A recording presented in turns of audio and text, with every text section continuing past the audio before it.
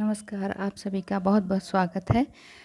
शिव भक्ति का वर्णन करते हुए ऋषि पूछने लगे। 11वें अध्याय शिव पुराण में हम पढ़ रहे हैं कि ऋषि पूछने लगे, हे वायुदेव, ब्रह्मा जी ने किस प्रकार आपको शिव ज्ञान का उपदेश दिया? वायुदेव ने उत्तर दिया, हे ऋषियों, जब 31वां श्वेत रूप नाम का कल्प लगा तब ब्रह्मांड की रचना हेतु ब्रह्मा जी ने शिव जी को प्रसन्न करने के लिए कठोर तपस्या की। उनके द्वारा संतुष्ट होने पर भगवान शंकर प्रकट होकर ब्रह्मा जी को ब्रह्म ज्ञान का उपदेश देने लगे। इसको कलात्मक कहते हैं। ईश्वर की इच्छा से ही यह पूरे संसार का विनाशक है। यह अपनी ही शक्ति से त्रिलोकी पर अखंड राज्य करता है। कौन? जब हे ऋषि ने बोला कि हे वायुदेव, यह संसार किसके अधीन होकर चलता है? तो वायुदेव बोले, हे ऋषियों, यह संसार भगवान शंकर का ही तेज स्वरूप है। इसको कलात्मक कहते हैं। ईश्वर की इच्छा से ही यह पूरे संसार का विनाशक है। यह अपनी ही शक्ति से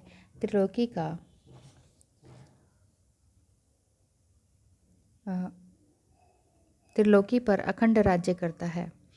शिव शक्ति से यह भी सबको इच्छित सुख का फल प्रदान करने वाला है। जिस प्रकार समयानुसार मेघ जल बरसाते हैं, सूर्य की किरणें संसार को तप्त कर रखती हैं, खेतों में अन्न उत्पन्न होता है, उसी प्रकार काल भगवान शिव शक्ति द्वारा संसार को जीवन देता हुआ कारण बन रहा है। जो प्राणी इस काल के तत्व को जान लेते हैं, वे ही परमेश्वर शिव के दर्शन पाने में सफल रहते हैं। तीनों देवों की आयु का वर्णन किया गया है, जिसमें ऋषियों ने कहा कि हे वायुदेव, आप तीनों देवों की आयु के परिमाण बताएं। तो वायुदेव ने कहा, सतयुग, त्रेता युग, द्वापर युग और कलयुग, ये 4 युग हैं। सत्ययुग में 400 वर्ष की संध्या और 400 वर्ष के संध्यांश होता है।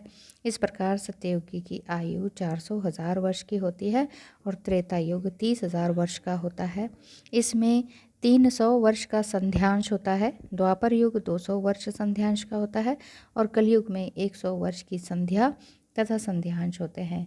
एक संध्यांश 12,000 वर्ष का होता है। जब चारों युग के 1000 वर्ष व्यतीत हो जाते हैं, तब एक कल्प होता है। तो इस तरह से उन्होंने सारे युगों की आयु बताई। आगे बताते हैं कि भगवान शंकर की 5,40,000 साल की आयु होने पर सारी सृष्टि उत्पन्न होती है, उसका पालन पोषण होता है और फिर सबका नाश हो जाता है। परंतु परमेश्वर की शक्ति की ना तो कोई रात होती है और ना ही कोई दिन होता है। आगे पूछते हैं प्रलयकर्ता का वर्णन। प्रथम रूप से पर ब्रह्म में शक्ति उत्पन्न होती है, यह माया है। उस माया रूपी शक्ति से प्रकृति उत्पन्न होती है। प्रकृति से समस्त संसार की उत्पत्ति होती है। यह संसार 5 कलाओं से परिपूर्ण और अप्रकट कारण रूप है। इसलिए भगवान शंकर ही सृष्टि, पालन और संहार का कार्य किया करते हैं। अज्ञात संसार के मध्य में महेश्वर अपनी माहेश्वरी रूपी रात्रि का सेवन करते हैं। प्रातःकाल होने पर महेश्वर महायोग द्वारा प्रकृति पुरुष में प्रविष्ट हो जाती है। तब इन दोनों में क्षोभ उत्पन्न कर देते हैं। तभी महादेव की आज्ञा से अव्यक्त चराचर प्राणियों की उत्पत्ति प्रारंभ होने लगती है। तो इस तरह से इन्होंने और आगे सृजन, पालन और संहारकर्ताओं के बारे में बताया। ब्रह्मा, विष्णु, महेश जो हैं अनेकों अमोघ शक्तियों के साथ उत्पन्न हुए थे और इन तीनों देवताओं का कार्य क्रमशः सृजन, पालन और संहार करना माना गया है। ऋषि लोग वायुदेव से बोले, अब आप हमें सारे मनवंतर और कल्पों के बारे में बताने की कृपा करें। तो उन्होंने पहले ब्रह्मा जी का नाम लिया, उसके बाद उसके एक दिन में 14 मनवंतर होते हैं। ये बताया कि सबसे पहले ब्रह्मा जी जन्म लेते हैं, उसके एक दिन में 14 मनवंतर होते हैं। ऐसे करते करते सभी के बारे में बताया कि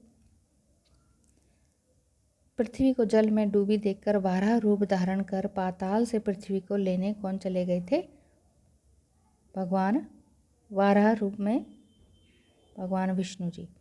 जब वे अपनी दाढ़ों पर रखकर रसातल से पृथ्वी को ऊपर लेकर आए थे, तब जनलोक निवासी सिद्ध आदिकों ने प्रसन्न होकर फूलों की भारी वर्षा की थी। इसी तरह से सृष्टि का वर्णन आगे वायुदेव जी ने बताया है। की सृष्टि का वर्णन किस प्रकार हुआ। वायुदेव ने बताया, ब्रह्मा जी को सृष्टि की चिंता होने लगी। ध्यान लगाने पर उन्हें तमोमय मोह उत्पन्न हो गया। फिर बीज कुंभ की भांति भीतर बाहर से घिरी बुद्धि, मुख, इंद्रियां और आत्मा वाली सृष्टि उत्पन्न हुई। दूसरी बार पक्षियों की सृष्टि उत्पन्न हुई और तीसरी सृष्टि में ब्रह्मा जी ने देवताओं को उत्पन्न किया। चौथी सृष्टि में ब्रह्मा जी ने मानव उत्पन्न किए। ब्रह्मा जी ने प्राकृतिक रूप से 5 प्रकार की सृष्टियों की रचना की। इनमें से प्रथम सृष्टि में मानस पुत्र उत्पन्न हुए, जिन्होंने उत्पन्न होते ही वन में तपस्या की। आज की वीडियो देखने के लिए बहुत बहुत धन्यवाद। आपका दिन शुभ हो। नमस्कार।